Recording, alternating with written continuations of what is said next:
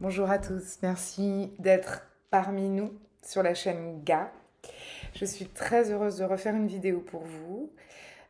J'ai, à vrai dire, aucune idée de la vidéo d'aujourd'hui. C'est pour ça que j'ai décidé d'être accompagnée de certains oracles qui vont sûrement m'aider à avoir un sujet, trouver un sujet. Donc, je vais prendre le chakra du cœur d'Isabelle Sarr, parce que j'aime beaucoup les oracles d'Isabelle Sarr. Je trouve, j'aime beaucoup les illustrations, j'aime beaucoup les messages de chaque carte, et je trouve que l'énergie aussi est très puissante. Voilà, j'espère que vous allez bien. Ça fait un petit moment que j'avais pas fait de vidéo, mais bon, j'avais aussi d'autres choses à faire puisque j'ai d'autres activités. J'ai aussi une activité artistique qui me prend énormément de temps. J'ai fait une formation de massothérapie avec ma chère sœur Audrey Parizeau, qui était incroyable.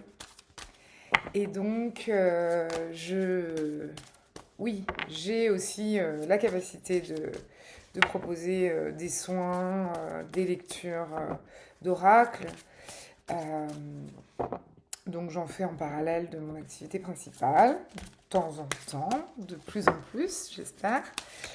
Si vous êtes intéressé, bien sûr, vous pouvez m'écrire un message en commentaire pour qu'on puisse se contacter.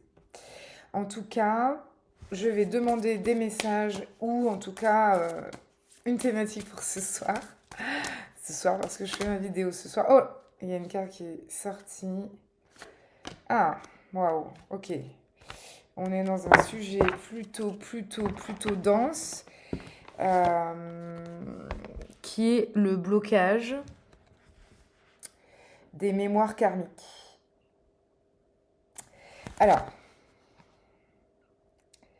les mémoires karmiques, ce sont des mémoires qui appartiennent à différentes densités, différentes dimensions, différentes vies antérieures qu'on a pu avoir et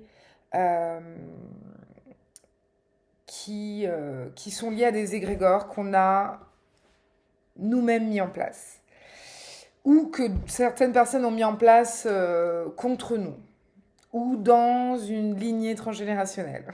Je ne sais pas si vous comprenez ce que je veux dire, mais en tout cas, ce qu'il faut retenir, c'est que dans chaque vie que nous avons expérimentée, on a eu une expérience terrestre plus ou moins agréable. Je m'explique. On a choisi, et pour évoluer spirituellement, au bout d'un moment, avant ça, on est obligé de passer par aussi des expériences terrestres parfois douloureuses, des expériences terrestres avec d'autres humains, avec d'autres âmes, et parfois celles-ci sont inachevées. Parfois, on n'arrive pas à résoudre certaines énigmes, certaines réponses, certains accomplissements, accomplissements de l'âme n'est pas possible dans une vie. Et en fait, on va donc créer des blocages, créer des nœuds, créer des traumas qui appartiennent à nos générations et à nous-mêmes. Enfin, ça peut être aussi... comment dire, on va parler de nous-mêmes. On crée dans nos anciennes vies des blessures, des traumas, des expériences blessantes, frustrantes, traumatisantes, et aussi des expériences magnifiques, des expériences très enrichissantes. Donc toutes les expériences enrichissantes et positives, on les garde comme un acquis. la plupart du temps. Sauf que celles qui ne sont pas vraiment enrichissantes ou frustrantes ou inachevées, elles vont rester en blocage, en nœud. Et finalement, la réincarnation suivante, si elle a lieu, la réincarnation suivante, la plupart du temps, devient une problématique de cette nouvelle vie. Et ainsi de suite. Moi, personnellement, j'ai pu accéder à plusieurs de ces vies pour débloquer certains éléments karmiques, de blocage karmique qui m'empêchaient très fortement d'évoluer dans mon incarnation terrestre de maintenant. En fait, c'était des incarnations, c'était des blocages karmiques qui étaient nécessaires de comprendre dans un état de conscience par rapport à mon niveau de conscience aussi, pour évoluer dans ma vie future et présente. Faut savoir que ces mémoires karmiques et ces déblocages karmiques, comme on les appelle, sont donc tout à fait possibles. Hein. C'est quelque chose de faisable et qui se fait dans des soins énergétiques très spécifiques, qui se préparent en amont. Et en fait, parfois, je vais en venir à quelque chose d'assez drôle parce que j'ai eu cette discussion il y a 2 jours avec un ami. C'est qu'en fait, ces clés, en fait, certaines âmes vont bloquer ou vont nouer des expériences frustrantes ou inachevées.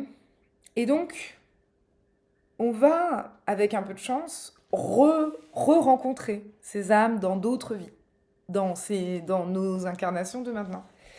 Et ce qui se passe, c'est que ces âmes qu'on connaît déjà, soit elles sont là pour nous donner une clé, soit elles sont là pour nous, finalement, pour activer quelque chose en nous, nous permettre d'accéder à un nouveau niveau d'élévation, nous permettre un apprentissage. Que celui-ci semble positif ou négatif au premier abord, c'est un apprentissage. Surtout s'il semble négatif, souvent c'est toujours le cas, c'est-à-dire que c'est un apprentissage de comment aussi trouver le positif dans cette expérience.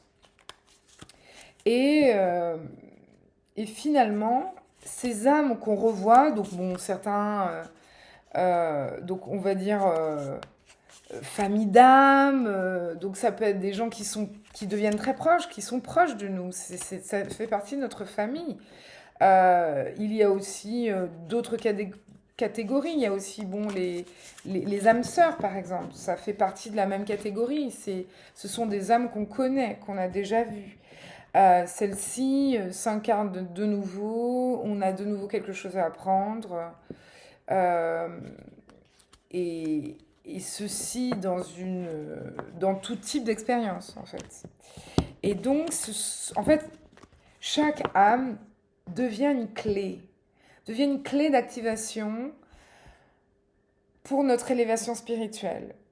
La seule chose qui permet que cette clé soit active et puisse vraiment agir sur notre vie, c'est de comprendre à quoi elle nous sert. Enfin, de comprendre sa fonction, le message, ce qu'elle transmet, ou ce qu'elle vient libérer en nous, ou ce que cette âme et cette clé viennent nous pointer en nous comme blessure. Quelle blessure ils viennent pointer, très justement. Et souvent, bien sûr, c'est dans des histoires aussi qui ne sont pas forcément toujours plaisantes. Je pense que cet enseignement-là, il existe parce que nous ne sommes pas capables d'entendre en tant qu'humains, ou très peu d'humains sont capables d'entendre dans la douceur. Donc en fait, l'univers, se sent obligé pour nous vraiment qu'on comprenne et qu'on saisisse de nous mettre dans des situations souvent douloureuses et choquantes ou traumatiques, ou en tout cas qui marquent un moment, qui marquent une, une expérience inoubliable. Enfin, en tout cas, qui va nous marquer, qui va faire événement dans notre vie. Et tout cela, bien sûr, dans le but de nous élever dans la sagesse, dans l'amour, dans la joie, dans la sérénité, une manière de faire tomber les masques aussi, les masques de nos égos, de notre ego, de nos souffrances, de ce qui nous rend aveugles parfois, parce que on est aveugle par nos blessures, on est aveugle par nos masques, et puis à force d'avoir des expériences douloureuses, à un moment, on décide de prendre un autre chemin, de faire autrement, d'agir autrement. Et c'est à ce moment-là que nos vies changent, parce que c'est à ce moment-là qu'on est prêt, qu'on a compris et qu'on est prêt à bifurquer. À bifurquer vers notre vrai chemin, je dirais. Je tire 2 cartes. C'est 2 cartes pour le collectif. Je pense que c'est des cartes qui ont vraiment un... Donc il y a l'isolement et le silence. Et donc ça, c'est l'oracle de la triade. C'est un classique de Dominique Duplat. C'est vraiment un grand classique. C'est un oracle magnifique et très efficace et très parlant. Et en fait, moi, je pense qu'il y a vraiment... dans cette carte-là, qui semblerait être peut-être... Vous pensez peut-être à quelque chose de négatif. Je pense qu'il y a une vraie nécessité de l'isolement. C'est-à-dire que je pense qu'en général, on a du mal à se sentir, à s'isoler volontairement, à être dans la solitude volontairement, à trouver des moments de calme, sans téléphone, sans quelque chose qui vient parasiter finalement notre pensée. La méditation peut être une forme d'isolement, un moment où on se retrouve avec soi-même, avec sa tête, avec son corps, où on se reconnecte. L'isolement, c'est écouter ce qui se passe à l'intérieur de nous, comment ça vibre. C'est comme un moment où aussi on peut se scanner, si on peut voir, on peut scanner nos émotions, on peut scanner aussi notre corps. Est-ce qu'on a mal quelque part? Est-ce qu'on se sent fatigué? Est-ce qu'on est courbaturé? Est-ce qu'on se sent en pleine forme? C'est une manière aussi de faire un point. Et je pense que c'est hyper important de faire ce point régulièrement pour juste ne pas attendre le moment trop critique. Le moment où c'est le point de non-retour. Le moment où, justement, on a trop tiré, où on est en burn-out. C'est ne pas attendre le moment où on craque, en fait. L'isolement permet un moment de reconnexion et de dialogue avec soi-même, de faire le point, de remettre à plat tout ce qui s'est passé, les événements qui se sont passés, les interactions qu'on a eues. En fait, on n'est pas si loin du bébé. C'est-à-dire que le bébé va très simplement vivre des expériences et dormir. Et dans son sommeil, va enregistrer toutes ces expériences. Et vu que tout est expérience, tout est nouveau, tout peut... Donc il y a énormément d'énergie et en même temps, il y a aussi besoin d'énormément de sommeil. Bien, nous, on est pareil. On a juste grandi. Mais les événements sont d'une autre nature. Les événements sont des micro-événements. Les événements sont des événements avec des interactions avec les humains, avec des émotions, des interactions avec des énergies, avec des bruits, des sons, des vibrations, de toutes sortes. Dans une journée, on est confronté, et encore plus en ville par exemple, ou dans des endroits où il y a beaucoup de bruit, on est constamment sollicité. Et bien de la même manière, grâce à une petite sieste, grâce à de l'isolement, grâce à une méditation, grâce à un temps où on peut se retrouver tout seul, avec soi-même, on peut digérer ces micro-événements, on peut digérer cette, toutes ces micro-choses, ces vibrations, et aussi pouvoir trier. Ah oui, non, ça, bon, c'était pas un événement bien, mais je retire ça de cet événement qui était quand même positif. Ou alors, ah ça c'était super, ah oui, ça je garde cette énergie, elle était bonne. On fait aussi un tri. Et, et le silence, pour moi, ces deux cartes sont réellement... euh, déjà, il y en a une blanche, il y en a une noire, comme une sorte d'équilibre un peu yin-yang. C'est un peu peut-être les deux tenants et aboutissants de deux énergies aussi, l'énergie masculine et féminine. Et le silence, euh, c'est drôle parce que j'ai utilisé il y a très peu de temps, parce que là on voit vraiment la partition de musique, et j'ai utilisé un symbole qui est en musique le symbole du silence. Donc le silence en musique a un dessin qui est très beau. Et je trouvais ça très beau, cette idée de finalement de représenter le silence, qui est l'absence de son, quoi. Et finalement qui est quand même une vibration, qui est quand même une énergie. Et ce silence, je pense que parfois on n'aime pas le silence, ou en tout cas on est,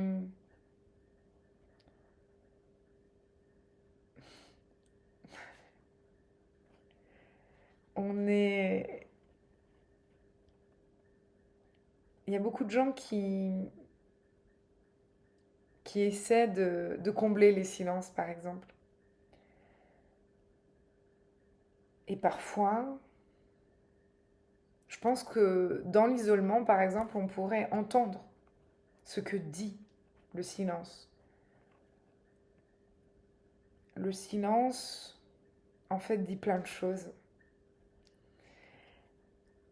Parfois, l'ego veut pas entendre ce que dit le silence parce que, par exemple, si quelqu'un ne nous parle pas, ne nous parle plus, ou quelqu'un a coupé le contact avec nous, le silence semble douloureux, semble, semble être une réponse négative, un rejet, un abandon, parfois même. Et en même temps,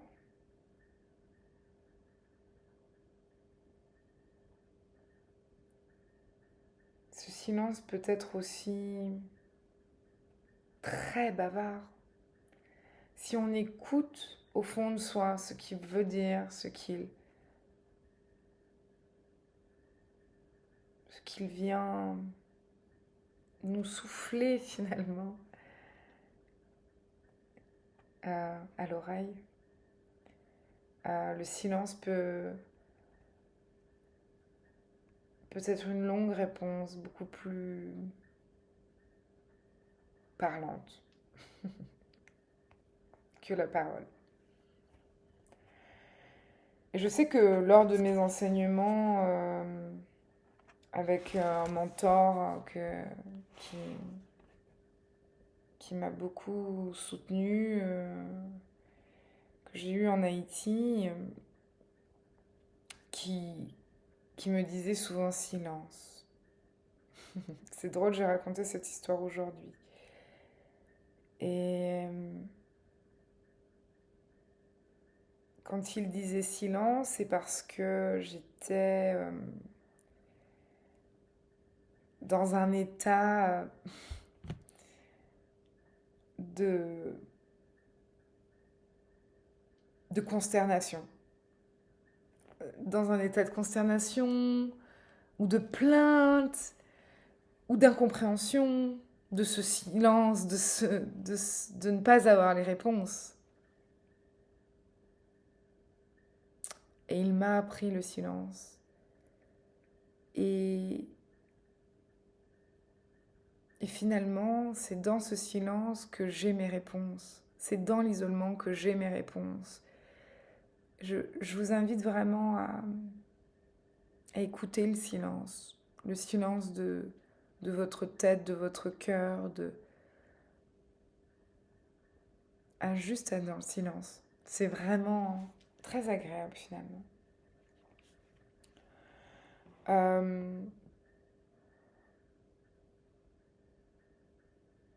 Et peut-être que ces silences aussi, cet isolement permet de voir à un certain point, de près ou de loin, ces problématiques karmiques. Parce qu'on a toujours un lien avec certaines très fortes mémoires karmiques. Mais nous ne sommes pas esclaves et nous pouvons tous sortir de notre condition. Nous sommes libres, nous sommes illimités, nous sommes tout et nous sommes capables d'aller au-delà et de se libérer. Et c'est ça la force des humains. C'est ça la force de notre espèce, finalement. C'est de pouvoir créer ses propres limites et de pouvoir les dépasser aussi, en fait. Je comprends pas, toutes les cartes sont à l'endroit et à l'envers en même temps. Je comprends pas du tout. Alors, je tire une dernière carte. Et ensuite, bon, on va voir. Bon, alors, je demande une carte.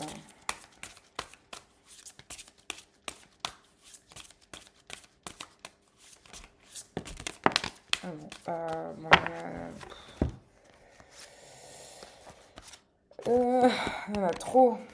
Bon, j'en prends qu'une. C'est la visualisation. Et donc, je pense que ça rejoint, en tout cas, on va dire que ça rejoint ce que j'ai dit avant. C'est-à-dire que c'est un moyen. L'isolement,